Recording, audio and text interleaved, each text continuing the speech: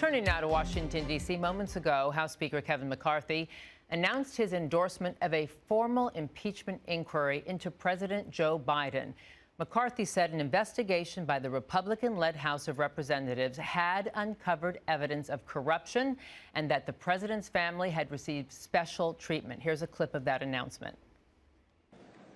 Through our investigations, we have found that President Biden did lie to the American people about his own knowledge of his family's foreign business dealings. Eyewitnesses have testified that the president joined on multiple phone calls and had multiple interactions. Dinners resulted in cars and millions of dollars into his son's and his son's business partners. Now, I do not make this decision lightly. And regardless of your party or who you voted for, these facts should concern all Americans.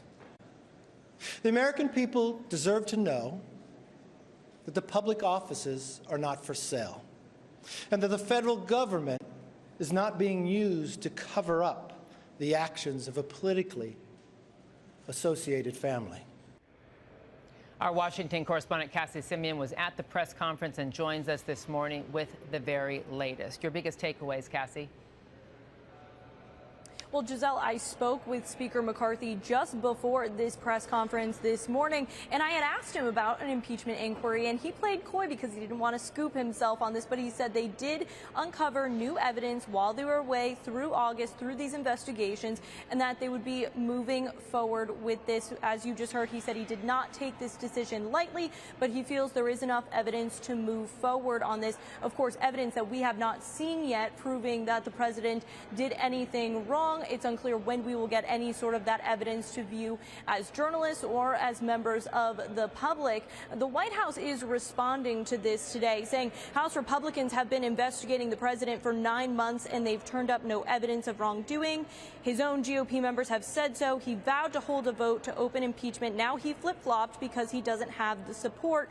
Extreme politics at its worst. Now, as I just mentioned, the White House pushing back because McCarthy didn't hold an open vote on this impeachment inquiry. What they're referencing there is the fact that McCarthy had previously said that there would be a vote on an impeachment inquiry, and there were concerns that there weren't enough Republicans backing an impeachment inquiry in order to actually push it through. So he has foregone that and is pushing ahead on his own. He did say that Congressman Comer, Jordan, and Smith would be taking the lead on these investigations. We'll have to wait and see, though, what comes next, Giselle. Yeah, and obviously Democrats, as you point out, are saying this is a weaponization of Congress, but there are moderate Republicans also pushing back. If this goes to an actual impeachment vote, he's going to need 218 votes to make this fly. Does he have the votes?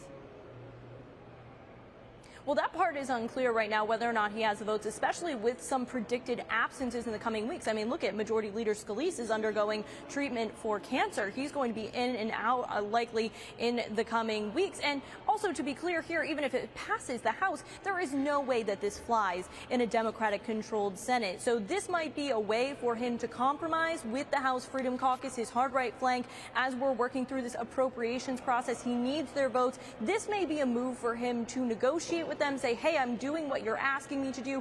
Give me the votes on appropriation. Give me the votes on a potential continuing resolution to keep the government funded and move through that, while also knowing at the same time, as he does, he is a political chess player. He knows when he does not have the votes and when he does. And he knows that regardless whether or not it moves forward in the House, it will never get through the Senate. Well, Cassie, talk to me what was on the line, and he was facing a lot of pressure. Potential ouster. Matt Gaetz is expected to be on the floor today saying unless he announces this impeachment inquiry, he could be out by that one-vote ouster he agreed to just to get the speaker gavel in the first place. Talk to me about the pressures he faced. Well, there's absolutely pressure. I was hearing that this press conference was going to happen later in the day and then it was moved up, likely because Matt Gaetz is expected to hit the floor at 12:15 p.m. Eastern time here to make his grandiose speech. At the end of the day, Giselle, as you mentioned, anyone can call for a vacate the chair motion, but they haven't done so yet. This could be a lot of bluster from hardline Freedom Caucus members. As the government shutdown looms. All right, Cassie Simeon reporting live from Washington. Thank you so much. We'll be right back, everyone. This is your morning on Spectrum News 1.